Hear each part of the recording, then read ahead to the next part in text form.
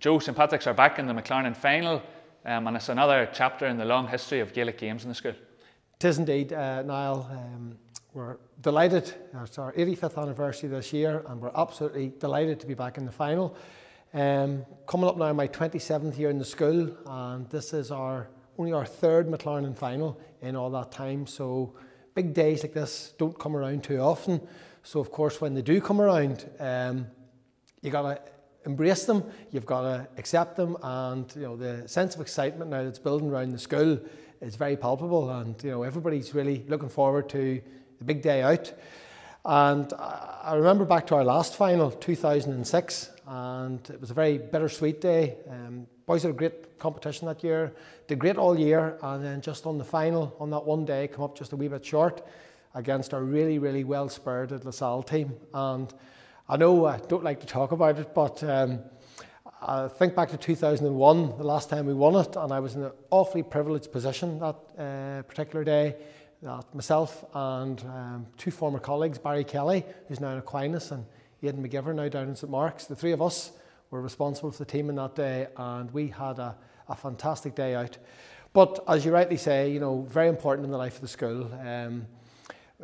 Teams competing in all Ulster College's competition throughout the school. There's not an evening where there aren't teams out training on the field after school. So it's a wonderful testimony to all the hard work, all the commitment of the coaches, not only in the present generation, but also, obviously, I pay tribute to all those other teachers in the past, some of whom are no longer with us, who have been out and have been really, really supporting the Red High. When you see the list of All-Stars as you walk into the school, and you see the 21 names on the board of former students of the school who have gone on to win All-Ireland medals with Down, it really is, it's great testimony to all the hard work and the great sporting tradition that has long been associated with the Red High. And Joe, sport and Gaelic games, you touched on there, plays such an important part of life in the Red High, and that background really stands to pupils as they move on in their career. Absolutely.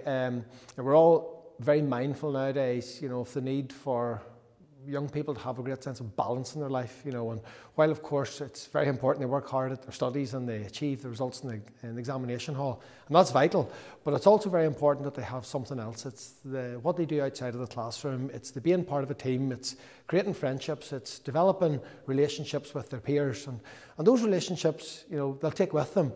And to put that, I suppose, into a wee bit of perspective, when we're building up towards this final and we're reaching out to our former students who played in teams, and not only teams that were in finals and successful, but also teams that maybe made it to a semi-final or maybe just didn't have a good year. The sense of community among those boys, they were part of something in the school that has stayed with them and stood them in very, very good stead. And those relationships that were formed, obviously, go on to become equally important as the boys go through university together, go out into the world of work, and it's those connections and so on that make a big, big difference. And just to conclude, this notion nowadays of looking out for young people and having those things in life that give you a sense of enjoyment and a sense of relief and a sense of maybe just getting away from the classroom and doing other things, those are a very, very important part of the curriculum, and they contribute to the overall well-being of the young men and young women that we want to turn out of our school.